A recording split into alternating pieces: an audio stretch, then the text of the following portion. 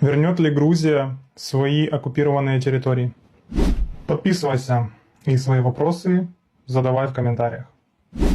Когда Грузия вернет свои территории? Вопрос, который витает в воздухе не один десяток лет. И если кто-то сейчас скажет, мол, да никогда, ну, держите свой пессимизм при себе. История штука упрямая. Меняются карты, рушится империя, а народы все равно возвращаются к тому, что считают своим. Грузины упертые. Это не шутка. Упорство у них в крови, вместе с вином, танцами и песнями. Прошли через монголов, персов, турков, русских императоров, советскую власть и все равно остались грузинами. И сейчас, несмотря на заморозку конфликтов, несмотря на давление и пропаганду, Грузия продолжает тихо, но уверенно двигаться к своей мечте – полной независимости и целостности. Когда? Честно, не завтра. И даже, возможно, не в ближайшие 5 лет. Но все идет к тому, что большая геополитическая жара уже началась. Россия трещит по швам, держится на остатках страха и былого величия. А когда большие монстры падают, маленькие народы начинают возвращать свое. Я верю, что как только в России начнутся серьезные внутренние процессы, а это, судя по всему, вопрос времени, окно возможностей для Грузии откроется. Не факт, что легко, не факт, что без крови, но шанс будет. И вот тогда грузинскому обществу важно будет быть готовым. Не просто кричать «Ура!», а действовать мудро.